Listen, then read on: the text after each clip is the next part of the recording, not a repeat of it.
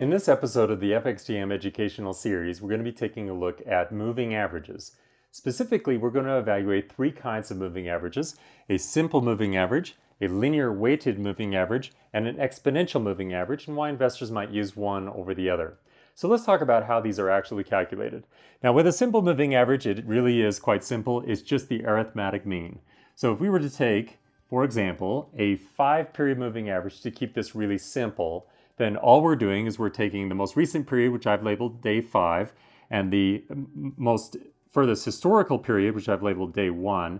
We're just going to total those up and then divide those by 5. So if we were to do that, then the total value here, which would be 502.8, divide that by 5, that's going to give me a value for the simple moving average of 100.56. Now that value is going to change on a day-to-day basis as a new close price is initiated, which will then be day number 5 in our list here, and day number 1 will have been dropped off. Now that is an important concept that we're going to come back and revisit here in just a minute, because we have to remember that the simple moving average only includes data that is specifically outlined in its look-back period. It does not include any historical data that existed before its look-back period actually began.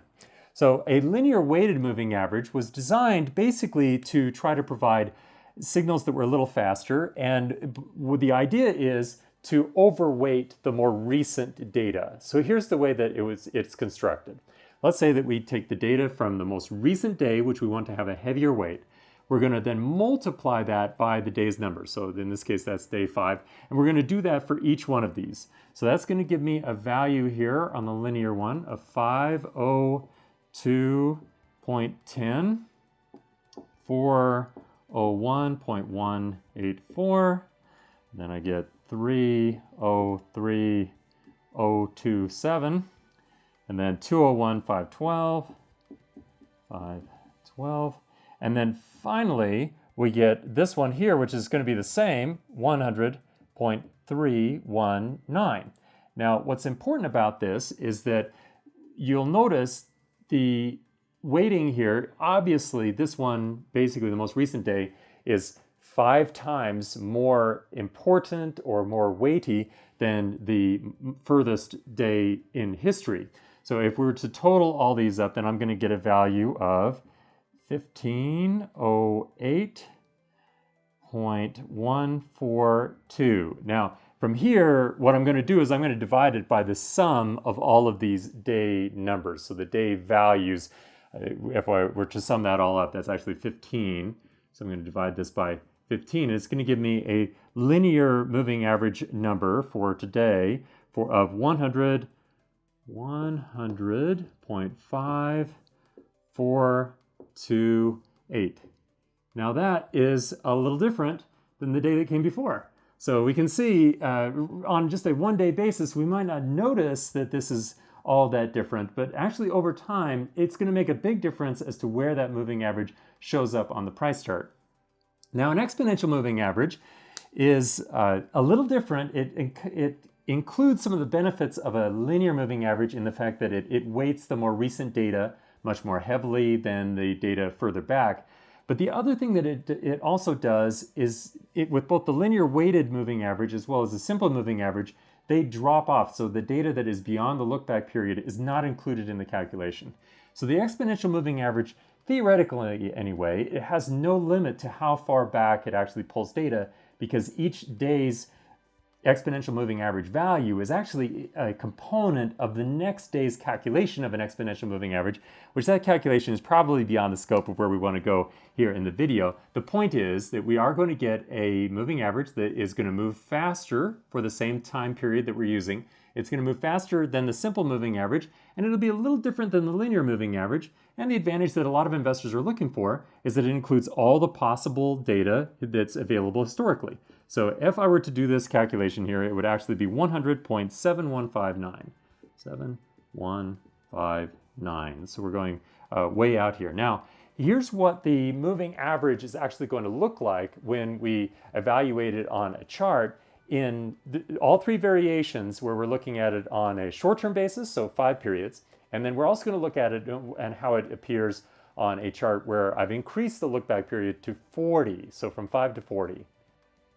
Now from a trading perspective, there are a few ways that we can use a moving average, from some that are fairly simple, where we're just using it to evaluate potential support or resistance levels, to something that's a little bit more sophisticated, where we use a couple of moving averages to not only identify the trend, but also to evaluate how strong that trend actually is. So let's start with an example. We're just going to look at a moving average. I have a 50-period simple moving average, and we're going to look for resistance levels.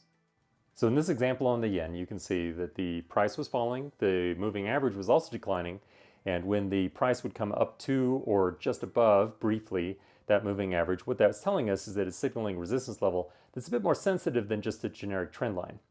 Now this is a similar example, except that everything is reversed in that the moving average is acting as support here on the pound. Every time the price came back down to the moving average, or perhaps we had very brief excursions beyond the moving average, it subsequently bounced, so it gave us a more adaptive trend line than we would have otherwise. Now, one of the problems that we have with moving averages is how they behave in a channel. So we want to develop ways to try to avoid that as much as we can. So let's take a look at a couple of charts. Now, as you can see here, I have a simple moving average that's been applied to the chart, and because the price is relatively flat, all it's doing is just channeling around the moving average is more or less a median price point, and it's really not telling a trader anything very useful. Now, one of the ways that we deal with this particular problem is that we'll add moving averages together, a short one with a long one. Here I've applied a 25-period simple moving average with a 50-period simple moving average. What we're looking for on this chart is to identify a time where we have the short period moving average above the long period moving average, which is confirming a bullish trend. Now, we're still just looking for support bounces off of one of the two moving averages, but we want to filter those a little further by making sure that the tips of the moving average at the time are still both heading higher. Here's a bearish example where we have the same basic idea, but it's reversed. The shorter period moving average is below the longer period moving average, which confirms that we have a bearish trend. And we're looking for resistance bounces off of one of those moving averages that is further filtered, that when that signal actually occurs, the tips of those moving averages at the time are still declining on a day-to-day basis. Now, traders can apply these same principles, but just take it a step further to identify take profit or stop loss levels with moving averages as well. So for example, a take profit or stop loss level might be triggered if the moving averages are breached and the tips of one of the moving averages or both is pointing away from the trend or beginning to decline on a day-to-day basis. You can see what I mean here on the Canadian dollar, where the price breached the moving average and the moving averages were actually declining on a day-to-day basis or moving lower, telling us that that bullish trend was losing momentum. Moving averages are a simple tool, but they're absolutely indispensable for investors who are looking for a way to not only identify the trend, but also to filter valid support or resistance bounces within that trend.